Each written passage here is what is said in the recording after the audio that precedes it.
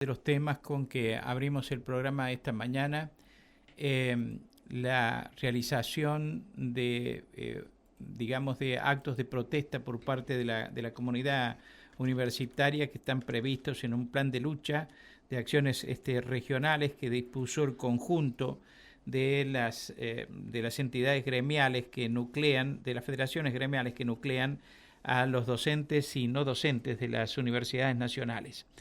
A su vez, también hicimos mención a la realización de un congreso extraordinario por parte de la CONADO Histórica, que ha dicho que va a profundizar el plan de acción y la unidad en defensa de la universidad pública, que prevé algunas diferencias respecto de, digamos, este cronograma de plan de lucha de acciones regionales que dispusieron la totalidad de los gremios. Buena parte son las mismas, pero agrega un paro de actividades el día en que en el Congreso de la Nación se trate la ley de presupuesto para el año venidero. Tengo comunicación con el secretario adjunto de la CONADO Histórica, Oscar Vallejos. Vallejos, buen día, gracias por atenderme. ¿Cómo le va? ¿Cómo está usted? Buen día, ¿cómo está usted, Mario? Muy bien. Bueno, ¿qué evaluación hacen de la situación actual? Mire, la situación actual sigue siendo grave o empeora cada vez que el gobierno no se ve amenazado y entonces se ve obligado a llamar al diálogo, ¿no? Entonces, desde la marcha del 2 de octubre y los días previos, que el gobierno nos llama a una paritaria primero, a una mesa técnica después y luego empieza a mentir por las redes, y etcétera, digamos, no hemos tenido ninguna reunión y ya ha pasado un mes, ¿no? En este mes el gobierno está sin hacer nada en términos del diálogo. Y entonces empezamos a pensar ya el mes de noviembre, ¿no? En términos salariales, pero también en términos de cómo se plantea el año que viene. Eso está el presupuesto, como bien usted dijo. Cuando se trate la ley de presupuesto, nosotros vamos a hacer un paro y vamos a acompañar con las actividades que podamos construir en ese Frente de Unidad de Universidades Nacionales, que reúne al Frente Sindical de Universidades Nacionales, a la Federación Universitaria Argentina y al CIN, al Consejo de Rectores. Y tenemos la cuestión salarial, que cada mes se cierra con un ciclo más o menos. La fecha límite para que se puedan liquidar los porcentajes que corresponden al mes es más o menos el 15, ¿no?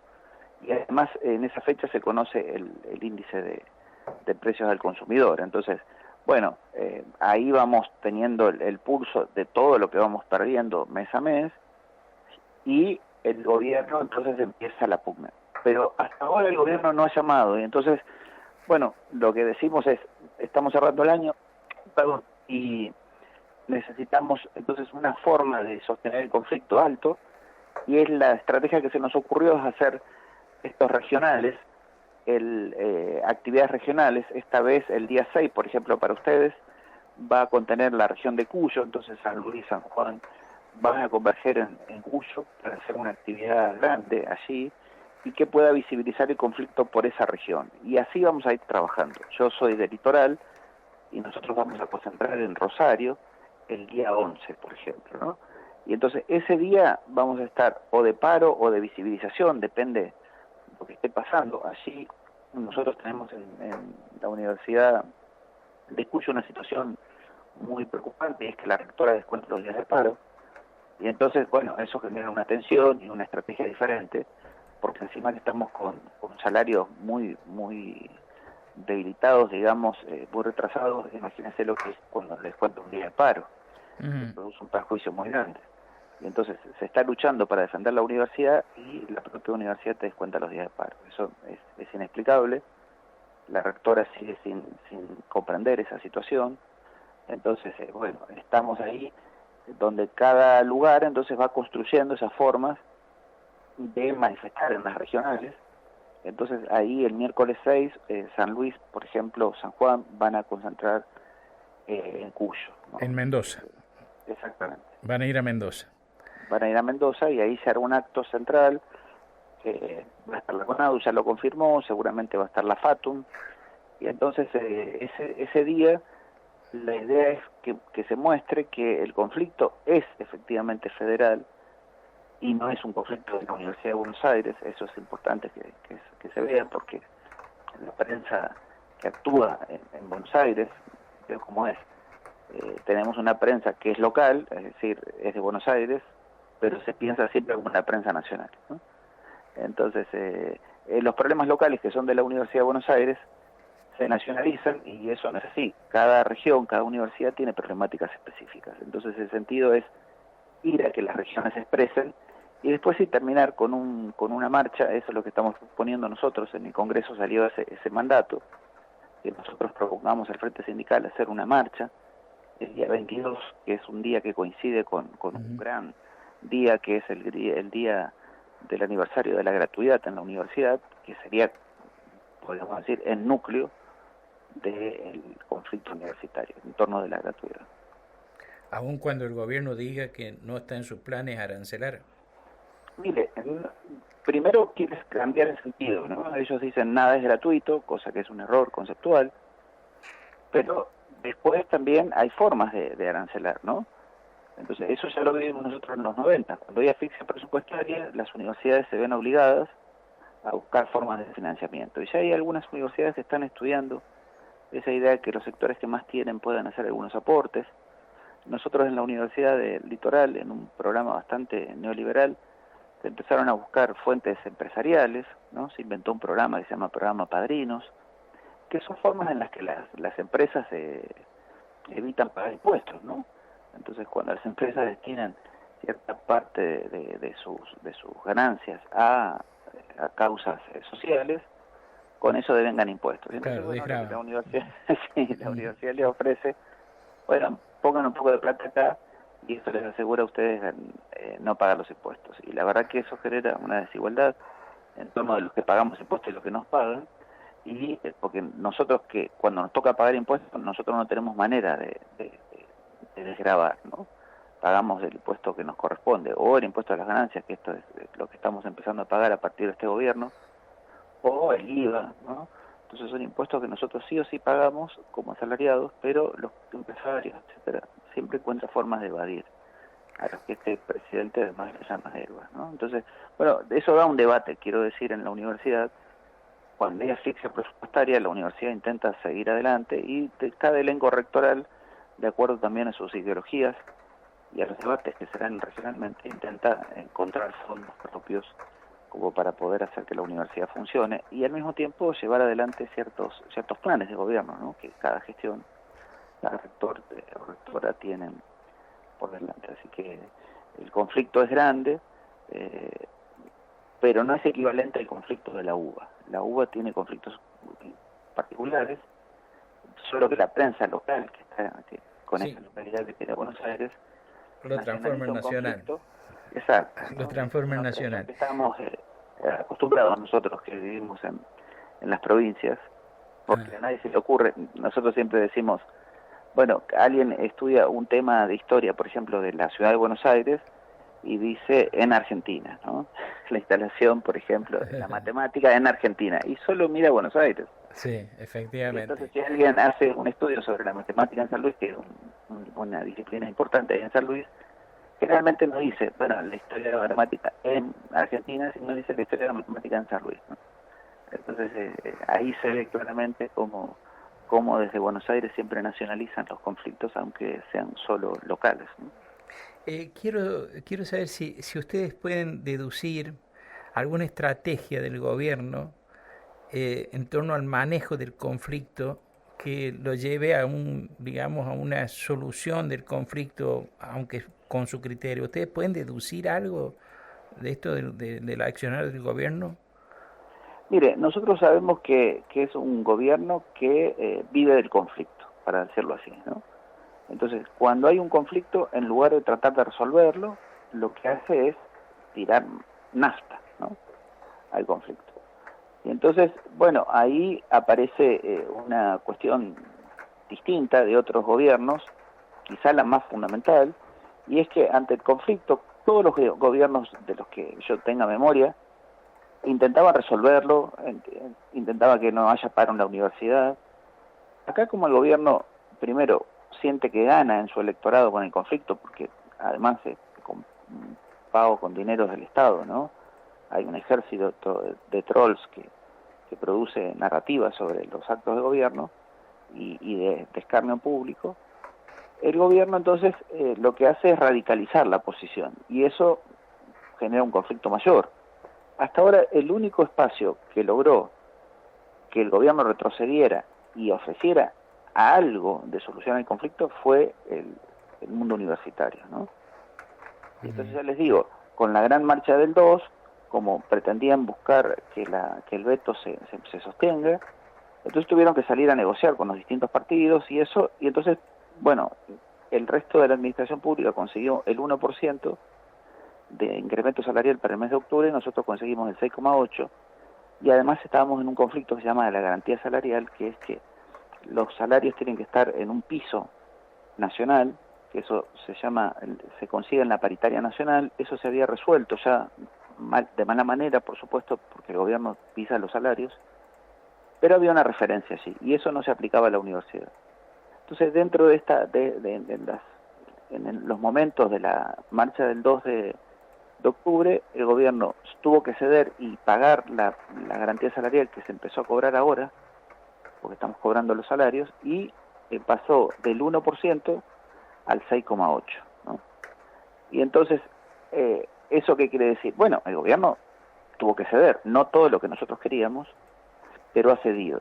Y entonces, ese sería la condición. Ahora, cuando cuenta, el gobierno dice, bueno, tenemos aplastada la universidad. Bueno, pero la universidad luchó y consiguió. El principal logro, ¿cuál sería? Y sostener la universidad abierta, porque efectivamente este gobierno quería la universidad cerrada. Eso es radicalmente así. ¿Usted cree que políticamente puede haber un triunfo del gobierno al haber hecho trascender y generalizar alguna idea de desorden en el manejo de recursos estatales por parte de las universidades?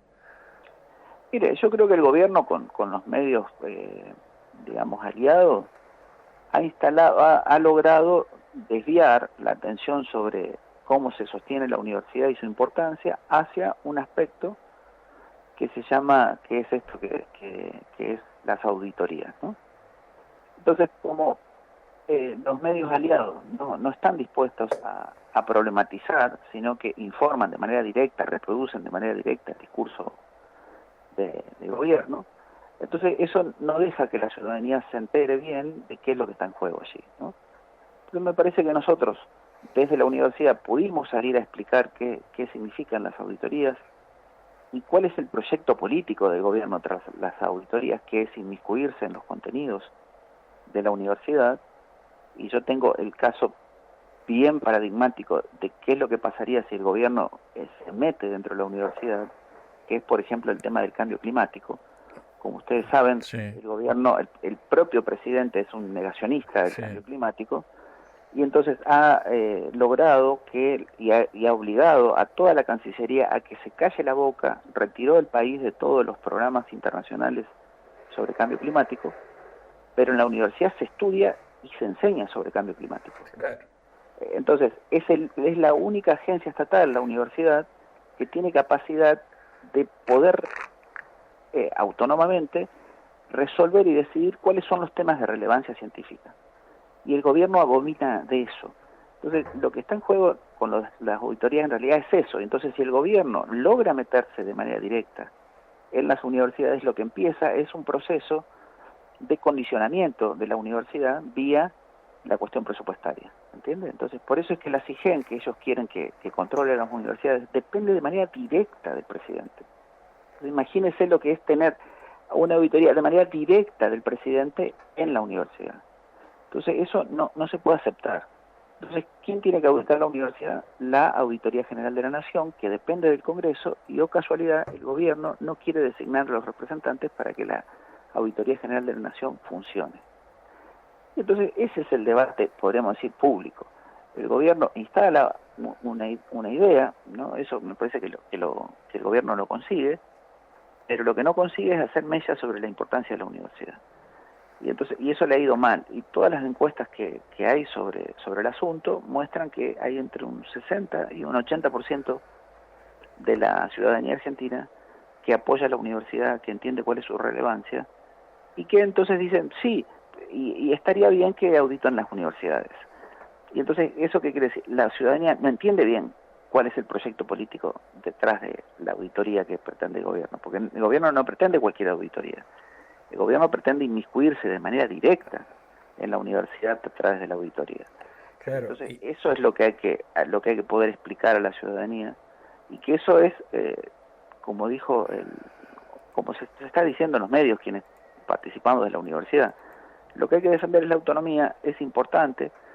Ya le digo, en mi propia universidad se hizo a principios del mes de octubre una semana de trabajo sobre el cambio climático. Yo trabajo en la Facultad de Ingeniería y Ciencias Físicas del Litoral.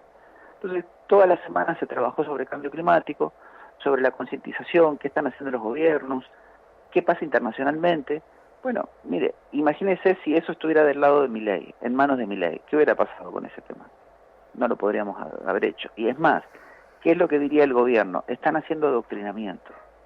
Y entonces, bueno, eso es lo que está discutiéndose, y podríamos decir, como algunos medios importantes, como La Nación Más, o TN, o incluso algunos diarios, se alinean con ese discurso sin problematizarlo, entonces no nos permiten a nosotros, que somos parte de la universidad, incluso de manera crítica, porque los gremios siempre estamos disputando con los rectores, imagínense, siempre tenemos conflictos allí, porque representamos los derechos de la docencia, y hay conflictos de todo orden en la universidad, con los cargos, sobre cómo se cubren las vacantes, sobre los concursos. Siempre hay conflictividad en la universidad. No es que la universidad sea un espacio homogéneo como si fuese el Poder Ejecutivo, por ejemplo, nacional. El Poder Ejecutivo nacional tiene un espacio homogéneo y cualquiera que piense de manera distinta lo echan, como pasó incluso con un personaje bastante desagradable como es Mondino. Entonces, bueno, fíjese lo que pasó ahí. Una de las más alineadas, cuando tuvo que defender el país, porque dependía de eso, que este conjunto de país que está a favor de Cuba defienda a la Argentina en contra de Gran Bretaña, la echan. Y entonces la Argentina queda ahora expuesta a que ningún país defienda la posición argentina para defender, por ejemplo, Malvinas, ¿no? Claro.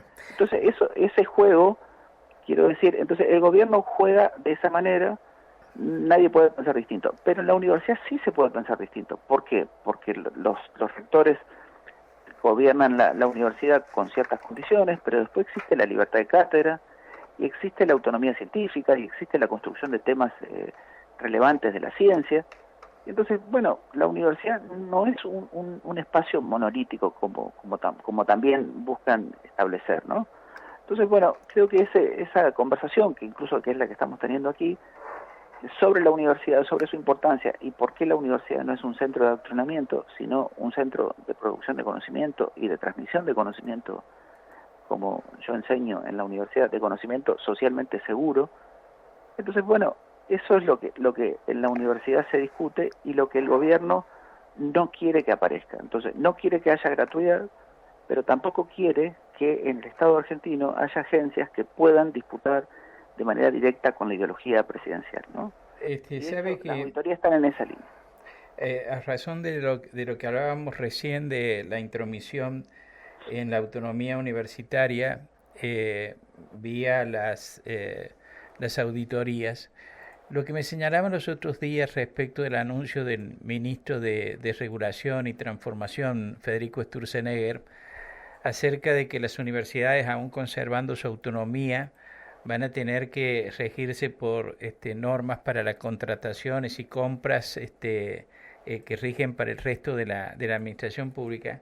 Me decían que podía llegar a ser una forma de entorpecer determinadas líneas de investigación, ¿no? Cuando tienen que hacer compras para, no sé, equipamientos, supóngase que necesiten para los temas del cambio climático determinado equipamiento, cuando se liciten esos equipamientos y tienen que regirse por disposiciones controladas por el Poder Ejecutivo, podría haber trabas a ese tipo de cuestiones. Eso me advertían los otros días. Que nadie en principio puede estar en contra de que haya controles sobre el manejo de los recursos del Estado, por cierto, y de que haya que ajustarse a normas de previsión y todo lo demás. Pero me señalaban como un peligro eso. ¿Cree usted que también puede ser ese un mecanismo? cómo el gobierno miente, ¿no? Para decirlo así, de manera categórica. Si el gobierno estuviera efectivamente interesado en la transparencia sobre cómo se gastan los dineros y los recursos del Estado, no hubiera cambiado la ley de información pública, que blinda el gobierno para que no dé información sobre, por ejemplo, cómo viven los funcionarios de este gobierno, en qué gasta el dinero el presidente. Y entonces, bueno, imagínese que efectivamente el gobierno está interesado en eso. Bueno, no hubiera cambiado la ley de información pública, ¿no? No hubiera establecido esa limitación, sí, vía procurador general. Sí. ¿Me entiende? Entonces, si fuera así, bueno, no tendríamos ese cambio. Entonces, a esa sería la primera cuestión. Bueno, si efectivamente están interesados en la transparencia, bueno, transparenten el gobierno. ¿Por qué querían, por ejemplo, entregar gastos reservados como en los 90 a el organismo de inteligencia? Y ya sabemos en qué terminó eso. La historia de nuestro país es bien clara. Entonces, eso por un lado. Por otro, voy a hacer un argumento ad hominem. Es decir, atacar a quien lo dice. Sturzenegger, el representante de la moral pública en Argentina. Todos sabemos quién es Sturzenegger. El papel que jugó para fundir el Estado argentino y para garantizar la fuga de capitales, etcétera, etcétera. Pero tampoco Sturzenegger es una persona cuya moralidad pública pueda ponerse como un horizonte a seguir. Segunda cuestión. Tercera cuestión. La universidad es autárquica, no solamente es autónoma, sino que es autárquica, y por lo tanto las reglas del cogobierno establecen cómo se puede contratar. Entonces la universidad, por supuesto que cumple las leyes en ese paraguas de autonomía, pero no, el régimen de contrataciones de la universidad se resuelve también dentro del cogobierno, por eso la autarquía financiera de las universidades. Son entidades del Estado, pero con características muy singulares, ¿no? Entonces, bueno, el gobierno tampoco se puede inmiscuir ahí porque el régimen de contrataciones se resuelve vía esa ley marco, que es la ley de contabilidad o la ley financiera del Estado, pero después hay reglas propias. Como bien usted informó, mire, hay formas de contratación que requieren particularidades, por ejemplo, porque nosotros estamos moviéndonos en un sistema científico internacional. Los reactivos, los cultivos celulares, etcétera, los equipos, ¿no? Se compran en un mercado muy pequeño que es el mercado de insumos y de equipamiento científico. Bueno, y eso tiene ciertas reglas. Y miren, cuando los insumos hay que comprarlos rápidamente, o si uno necesita productos químicos para mantener los cultivos celulares, eso hay que comprarlo rápidamente, porque si no mueren los cultivos celulares, ¿no? Entonces, bueno, de eso se trata. Y por eso es que la forma de contratación siempre con formas internas de control aparecen con esa posibilidad. Incluso le digo más, nosotros tenemos dificultades, yo soy director de proyectos de investigación, ¿no? Y entonces, ¿cómo manejamos los dineros? Y eso es un grave problema, porque el sistema de control que lleva obstaculiza la dinámica de la necesidad de recursos para tomar decisiones en la investigación, ¿no? Y entonces finalmente nosotros ponemos primero el dinero y la universidad te devuelve 3 o 4 meses después. Ahora estamos en crisis porque nuestro dinero, nuestros salarios al estar tan depreciados, no son un recurso para sostener. ¿Me explico? Sí, perfectamente. Sí, porque conozco la mecánica, sí. Hay que salir de campaña en esta condición de cambio climático, tenemos una bajante extraordinaria del río Paraná, hay que salir a ver qué pasa con los sedimentos del río Paraná.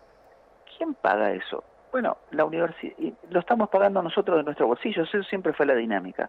Y la universidad después te devuelve. Sí, pero nosotros nos devuelve tarde. Y entonces, bueno, hay que poder resolver eso, ¿se entiende? Entonces, para poder mirar sobre eso, hay que conocer las dinámicas de cómo los recursos son necesarios para el sostenimiento de las líneas de investigación. Y yo le aseguro, nadie se está robando el dinero de la investigación, pues siempre es poca, siempre se distribuye en el equipo de investigación. Bueno, la universidad tiene esas particularidades. ¿Hay otros organismos que tienen unas particularidades? Probablemente. Yo trabajé muchos años, mientras estudiaba, era jefe de compras de elementos médicos de la obra social de la provincia de Santa Fe, y mire, cuando hay que comprar elementos médicos de urgencia y hay que poder hacerlo. Entonces, sobre eso se saltan muchas de las leyes y de las normas, porque la urgencia requiere eso, ¿no? Y hay marcas, por ejemplo, yo recuerdo hace muchos años que ya no trabajo, ¿no?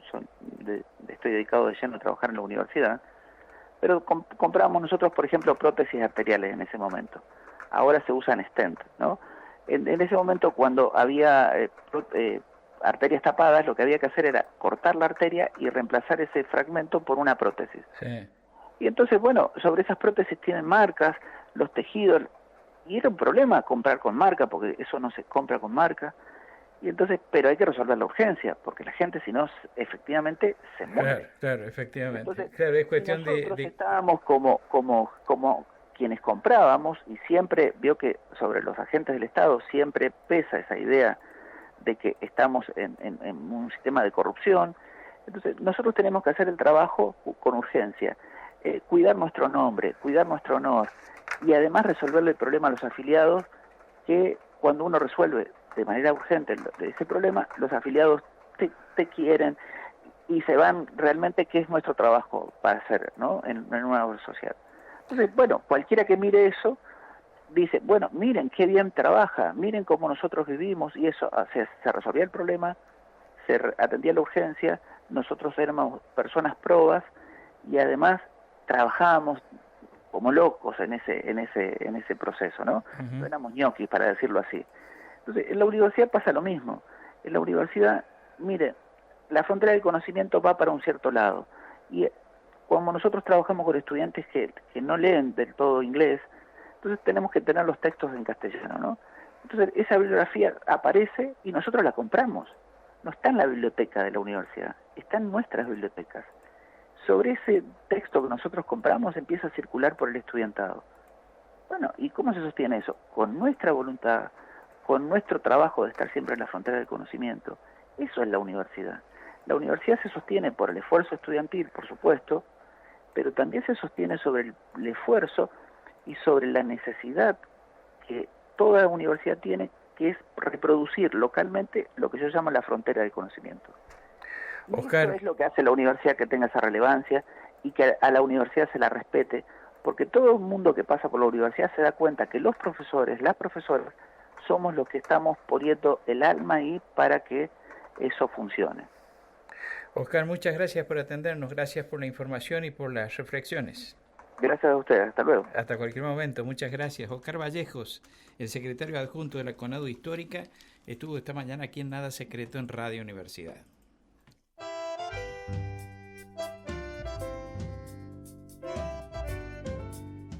Nada Secreto